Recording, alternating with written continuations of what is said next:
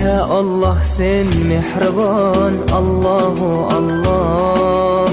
Seni deb kuydi bu jon, Allahu Allah.